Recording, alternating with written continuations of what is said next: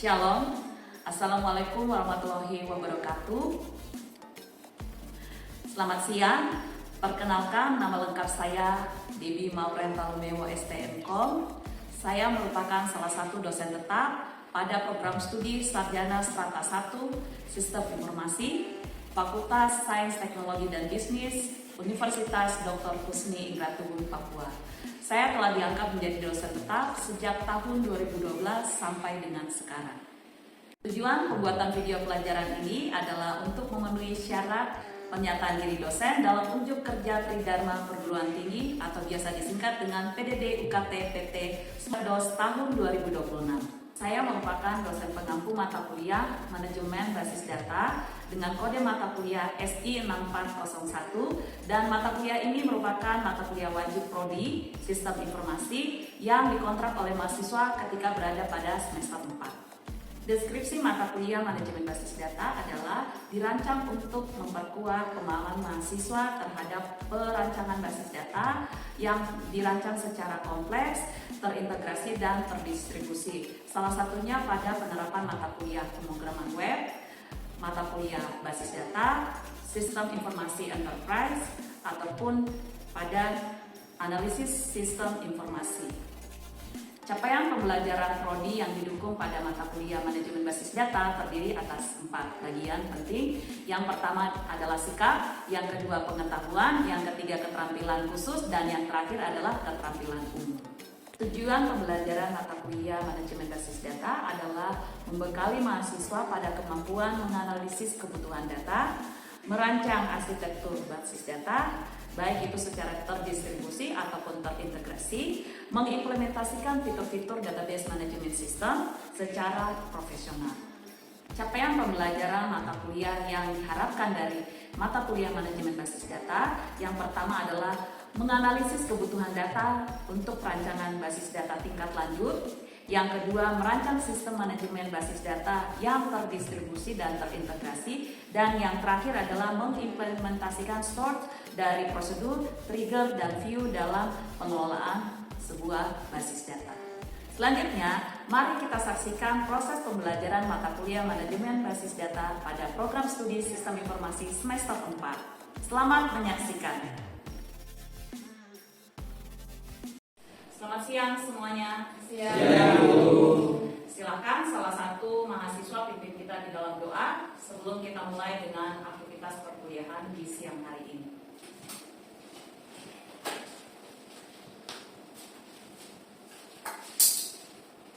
Siang Bu. Selamat siang. Dan juga teman-teman, selamat siang semua. Sebelum kita mulai pembelajaran hari ini, mari kita bersatu dalam doa. Berdoa dimulai. Puji dan syukur atas kehadiran-Mu pada siang hari ini. Tuhan berkati kami dalam pembelajaran ini. Tuhan lindungi dan permohonan. Haleluya. Amin. Terima kasih.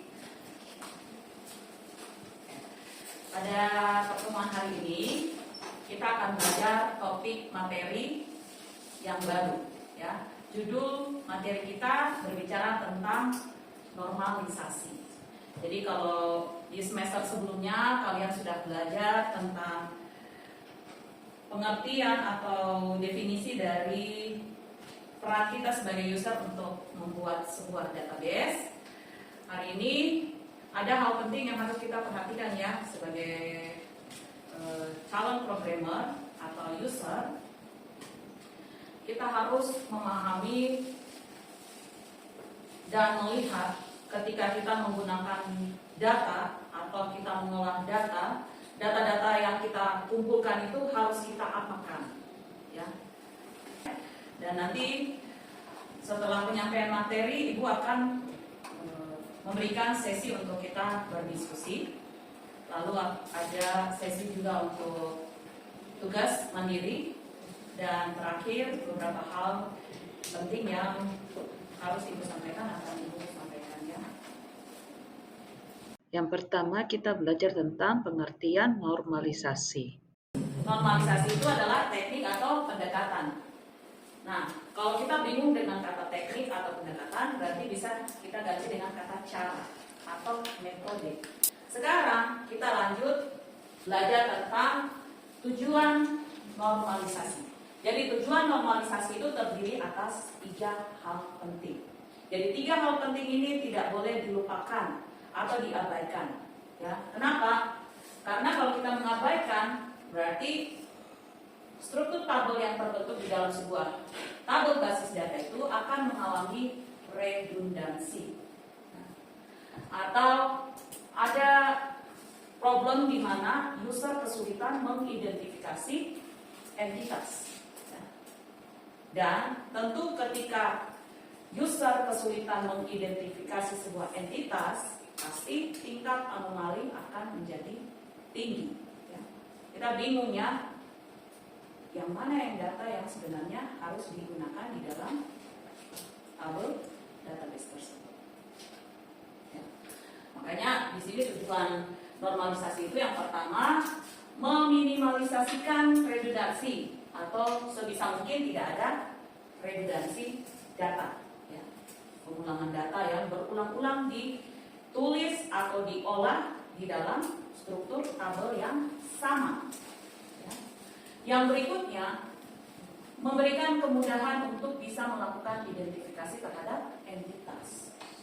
Jadi entitas ini berbicara tentang objek.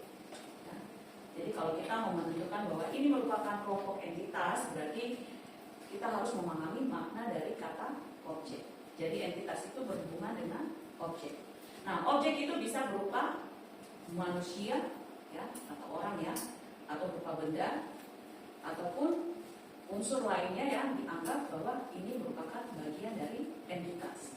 Nah, entitas ini secara umum, ya, kalau kita kaitkan dengan sistem, biasanya entitas ini akan diletakkan atau digambar di dalam sebuah perancangan sistem itu berada di luar sistem. Entitas ini biasanya diletakkan di simbol diagram input dan simbol diagram output. Sedangkan simbol diagram proses itu bukanlah bagian dari entitas ya, tapi itu merupakan bagian dari sistem di mana pengolahan data terjadi ya. Lalu yang ketiga, mencegah terjadinya anomali. Jadi pada saat proses penyisipan data atau penghapusan data tidak membuat user kebingungan ya. Karena bisa jadi di dalam satu tabel itu ada penyajian data yang dibuat secara berulang. Ya, nanti kita lihat contohnya. Itu tujuan dari normalisasi. Jadi ketika kita sudah memahami konsep dari tujuan normalisasi, berarti ketika kita mau menyelesaikannya dalam bentuk kan kita buat sebuah tabel database ya. Di dalam tabel database itu kan kita harus isikan data-datanya, atau biasa Ibu sebut dengan istilah isian datanya apa ya. Apakah isian datanya itu menampung data dalam bentuk angka saja, bilangan bulat, atau misalnya bilangan desimal ya. Berarti kan kita harus flashback ya, mengingat-ingat kembali tipe data yang digunakan ya. Kalau misalnya kita menggunakan tipe data string, berarti isian datanya harus berupa, kalau tipe datanya string, huruf dan angka. Yakin? Kalau misalnya tipe datanya karakter atau char, kira-kira menampung data huruf, angka, karakter atau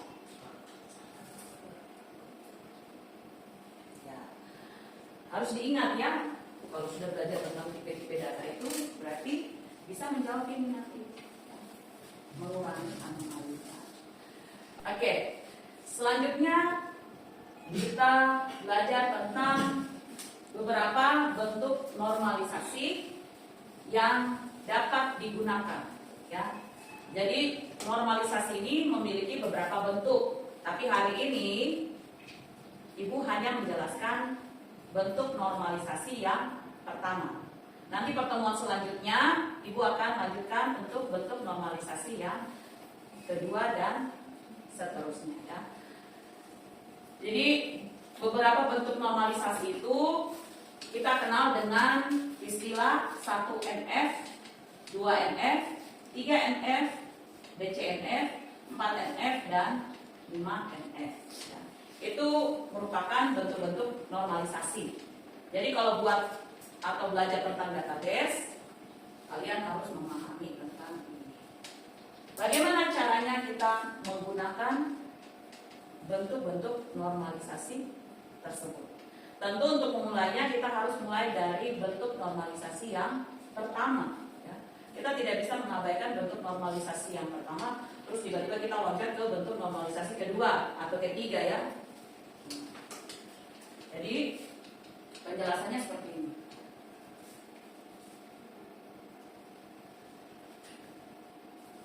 Satu NF atau biasa disingkat dengan istilah first normal form ya. Jadi secara konsep 1 NF itu biasanya dikatakan sebagai suatu relasi ya, membentuk normal pertama. Jika dan hanya jika setiap atribut, berarti informasi tersebut mengandung statement, informasi tentang statement dan informasi tentang kondisi. Perhatikan di sini ya. Akan membentuk normal pertama atau 1 NF jika dan hanya jika setiap atribut. Jadi kalau kita sudah membentuk tabel database dan kita buat tabelnya ya, untuk setiap kolom itu ada beberapa isian data. Nah, isian data itu kita asumsikan sebagai atribut data ya. Jika dan hanya jika ada pernyataan, ada kondisi. Setiap atribut dari relasi tersebut hanya, ini pernyataannya, hanya memiliki nilai tunggal dan tidak ada pengulangan grup atribut dalam baris. Berarti tidak boleh ada redundancy. Pada saat kita menuliskan isian data yang sama, tidak boleh dijabarkan di dalam grup baris yang sama. Kalau misalnya ibu tanya, baris itu posisinya vertikalkah atau horizontal? Yakin vertikal? Berarti yang horizontal itu untuk kolom. Oke. Berarti bisa dipahami dong kalau misalnya di sini tidak ada pengulangan grup atribut dalam baris. Beda ya, baris dengan kolom ya. Berarti pengulangannya tidak boleh ada di dalam baris. Ya. Itu untuk bentuk normal pertama. Kenapa? Karena yang diukur ini relasi ya. Dan menghindari redundansi, menghindari anomali, dan yang terakhir memudahkan identifikasi entitas ya, atau objeknya. Yang kedua, bentuk 1 NF ini tidak boleh mengandung grup atribut yang berulang. Nah, lihat tadi kembali ke sini ya. Memiliki nilai tunggal. Nilainya tunggal berarti hanya ada satu di dalam satu baris. Satu isian data di dalam satu baris yang dijabarkan ada setiap struktur tabel tersebut. Tujuan membentuk 1 NF ini ya, yang pertama tadi kan kita kembali nih ke tujuan normalisasi kan tadi ada 3 ya. Tentu harapannya ketika kita menggunakan bentuk normal yang pertama, struktur tabelnya akan menjadi lebih eksplisit ya. Dijabarkan per baris, tidak boleh di dalam satu baris yang sama ya. Lalu semua operator aljabar relasional dapat diaplikasikan pada tabel. Ya. Berarti ingat lagi nih waktu semester berapa ya? Kalian kontrak mata kuliah aljabar linear. Semester 1 ke semester 2? Semester 2 ya. Yang kontrak semua kontrak kan tidak? Berarti ibu tidak menjelaskan. Tapi intinya di sini karena melibatkan kata relasional, berarti yang diukur itu adalah ketergantungan fungsionalnya ya, atau memiliki keterkaitan. Ya. Sekarang kita lihat pada contohnya. Diabaikan dulu yang ini, jangan dilihat. Ya, semua fokus dulu ke sini. Di sini saja tanpa melihat ini, tanpa melihat yang ini. Ya. Ibu kasih waktu 1 menit untuk mengamati contoh tabel pegawai Bank Papua. Ya. Jadi nama tabelnya adalah pegawai Bank Papua.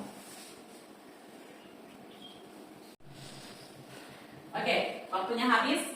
Sekarang kalau dilihat nama tabelnya adalah tabel pegawai bank Papua.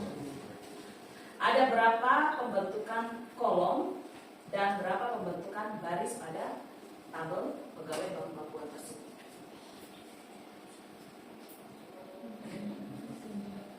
Kolomnya ada sebanyak 3. Tadi kan kalian dulu nggak bersebut total. Nah, berarti dimulai dari mana? Ini di pegawai, kolom pertama, kolom kedua, nama pegawai, kolom ketiga, kolom. Nah, berapa baris yang terbentuk? 5. 1,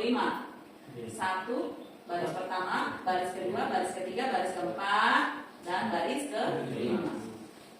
Ya. Sekarang kalau kita cermati dan hubungkan dengan pengertian dari bentuk normal yang pertama, kan tadi tidak boleh dituliskan di dalam satu grup baris yang sama ya.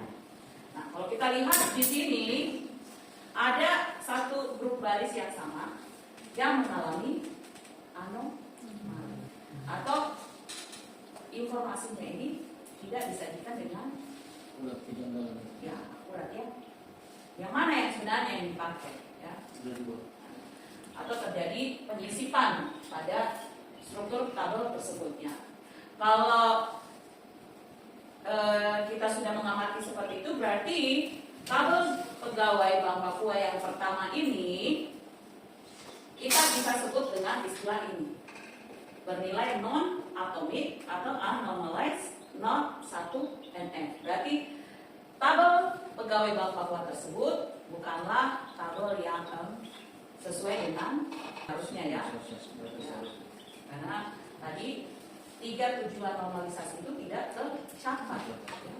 Artinya tujuan normalisasi itu bisa tercapai ya ketika kita menjabarkan struktur tabel ya. Jadi ketika kita sudah mengamati bahwa ternyata terjadi redundansi atau terjadi anomali, kita bisa menyelesaikan dengan cara seperti ini. Jadi kalau kalian lihat di sini nama pegawainya Immanuel Jibri ini, dia nomor teleponnya disajikan dalam 2 isian data ya. Mulai dari 585 761, lalu yang kedua 587 342. Nah, kalau dituliskan seperti ini berarti tidak menjawab tujuan dari normalisasi ya. Sehingga kita bisa jabarkan seperti ini ya. Kita tulis misalnya punyanya Immanuel karena ada 2, berarti kita jabarkan sebanyak 2 kali ya. Ini kan per baris ini ya dibuat ya, bukan di dalam satu grup baris. Kalau ini kan satu grup ini ada 2 ya, harusnya 1 saja ya. Lalu yang berikut punyanya Afner, di sini hanya ada 1, berarti punyanya Afner ini aman ya. Nah, sekarang kalau punyanya Stacy di sini aman tidak? Tidak. Ya, karena belum sesuai dengan tujuan dari normalisasi. Jadi dijabarkan karena ini ada 2 isian data tentang nomor telepon, berarti dibuat sebanyak 2 kali ya. Lalu punyanya Iwan Soisera ya. Kira-kira bagaimana? Sudah sesuai dengan tujuan normalisasi atau belum? Belum sesuai. Berarti berapa kali harus dituliskan di dalam struktur tabel? Banyak? 2 kali. Kenapa harus 2? Kenapa bukan 3? Kenapa bukan 4? Karena ulangannya tidak ada 2 data yang berbeda. Yang pertama nomor teleponnya 58596, yang kedua 58537. Oke. Ada yang ingin menyampaikan pendapat lain? Silakan. Jangan bilang sama. Kalian tuh orang yang berbeda. Anak kembar sekalipun isi atau cara berpikirnya tidak sama. Itu cuma ada 2 data yang dimasukkan sama di baris yang sama, 2 data berbeda di baris yang sama. Jadi untuk dikembangkan untuk yang baru biar sesuai dengan tujuan normalisasi, dibuat sesuai dengan data sebelumnya, karena di atas datanya ada 2, jadi di bawahnya juga ada 2. Tidak, kalau sebenarnya di atas 3, nah baru berikutnya 3. Oke, good job. Jadi itu caranya untuk menjawab ya. Jadi jangan kalau ditanya sama ibu bilang, ibu saya punya jawaban ini sama. Kalian kan orang yang berbeda. Nah, orang kembar saja meski dia identik, tapi kan perilakunya bisa jadi tidak sama ya. Jadi jangan rumusnya jawaban sama. Ya, itu menunjukkan Anda tidak punya kompetensi ya. Oke, yang terakhir kita lihat contoh yang kedua. Nah, lihat dulu yang di atas, abaikan yang di bawah. Kalau kita cermati contoh tabel tersebut, muncul pengulangan data atau redundansi, di mana pada kolom ke 1, 2, 3, 4, 5 dan 6, 5 dan 6 ini merupakan pengulangan pada struktur tabel untuk kolom ke-3 dan kolom ke-4 ya. Seharusnya hanya satu kali dijabarkan atau dibuat di dalam tabel tersebut. Kalau seperti ini kan kita bingung yang mana yang kita mau pakai. Apakah yang ini atau yang ini? Apakah yang ini atau yang ini? Ya. Jadi kalau kita mau rubah supaya tidak ada pengulangan datanya, berarti kita harus merubahnya dengan contoh penyelesaian seperti ini. Ya. Jadi tidak ada lagi pengulangan untuk pembuatan struktur tabel kolom untuk ID pengarang yang dituliskan lebih dari 1, terus nama pengarang yang dituliskan lebih dari 1 ya. Kenapa tidak boleh? Ya, sebenarnya bukan tidak boleh ya, tapi sebisa mungkin tidak ada redundansi data. Karena kalau kalian belajar tentang pengertian dari database itu kan berhubungan dengan kapasitas ruang penyimpanan ya. Ini kan data-data ini kan akan disimpan dan ditampung di dalam database. Apalagi kalau kita sudah melibatkan tipe data ya, jenis-jenis tipe data ya. Kan masing-masing memiliki batas daya tampung ya. Jadi untuk bentuk normalisasi yang pertama dari contoh tabel ini kita bisa selesaikan dengan cara seperti ini. Ya, kita sudah selesai hari ini. Sekarang Ibu buka sesi untuk diskusi. Tapi Ibu batasi untuk 2 orang penanya saja ya, karena setelah ini ada mahasiswa dan dari prodi lain yang akan menggunakan ruangan untuk aktivitas perkuliahan. Ya. Silakan, siapa yang ingin bertanya? Saya ingin tanya, Ibu, saya mau minta Ibu jelaskan ulang tentang pengertian dari normalisasi. Oke, terima kasih. Pertanyaannya sangat baik ya. Jadi Ibu akan menjelaskan ulang kembali pengertian dari normalisasi ya, Stesi. Oke, sebentar ya. Ya, jadi tadi Ibu menyampaikan bahwa normalisasi itu adalah teknik atau pendekatan. Nah, kalau kita bingung dengan kata teknik atau pendekatan, berarti bisa kita ganti dengan kata cara atau metode. Lalu di seberang jurang itu merupakan tempat di mana kita harus datangi. Lalu di sekelilingnya itu ternyata jalan yang ada itu kurang kondusif. Entah itu yang di kiri itu jalannya rusak, terus yang di sebelah itu ada genangan air. Kira-kira kalau ada kondisi seperti itu, metode atau pendekatan yang akan kita gunakan untuk bisa kita sampai ke sana itu seperti apa?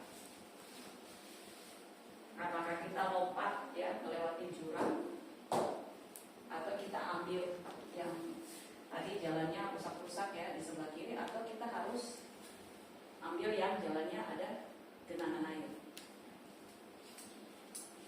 Tentu kan kalau secara logika pasti kita memilihnya yang paling mudah itu ya melewati yang jalan batu-batu ya. Kalau lewat jalan genangan air kan pasti sepatu saya basah mungkin, atau pakaian basah, atau kita nggak tahu ternyata di dalam genangan air itu ada lubang ya, atau benda berbahaya ya. Kan nggak mungkin kita lewatin jurang ya. Itu maksudnya kenapa normalisasi itu merupakan teknik atau pendekatan. Jadi teknik dan pendekatan ini harus digunakan dengan cermat. Ya, bagaimana caranya? Ya, kita melihat pada bentuk-bentuk normalisasi yang tersedia. Ya. Jadi teknik atau pendekatan yang digunakan dalam membangun desain logik basis data itu berhubungan dengan yang tadi disebut struktur tabel yang dibuat. Ya, jadi seperti itu, dan memperhitungkan relasi terhadap ketergantungan fungsional ataupun keterkaitan antara isian data atau atribut data yang dibuat di dalam struktur tabel tersebut. Ya, seperti itu. Gimana, bisa diterima? Masih belum? Sudah. Oke. Terima kasih. Oke, terima kasih. Ya, Ibu mengucapkan terima kasih banyak karena kalian sudah hadir pada pertemuan di siang hari ini. Ya, semoga materi yang sudah Ibu jelaskan ini tidak hanya sampai di dalam ruang kelas perkuliahan. Jadi Ibu berharap setelah ini kalian pulang dan kalian bisa browsing di internet misalnya, ya. Nanti materinya akan Ibu share ke ketua kelas, ya, ke Afnel. Nanti silakan kalian minta di Afnel dan belajar secara mandiri. Karena kalau kalian ingin menjadi seorang database administrator yang hebat, dan Anda harus punya pengetahuan tentang normalisasi. Ya. Sekian pertemuan kita pada hari ini. Silakan salah satu mahasiswa pimpin kita di dalam doa.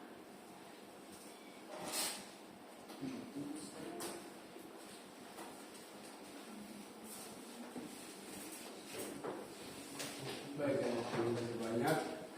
Mari sebelum kita pulang dan mengakhiri proses aktivitas perkuliahan hari ini, mari kita bersatu di dalam doa. Saya akan menutupkan kepercayaan saya, yang lain dapat menyesuaikan dia. Shalom, selamat siang Tuhan. Terima kasih atas berkat dan pernyataan-Mu dari proses awal aktivitas perkuliahan hingga akhir ini, dan aktivitas selanjutnya akan kita jalani. Kiranya Engkau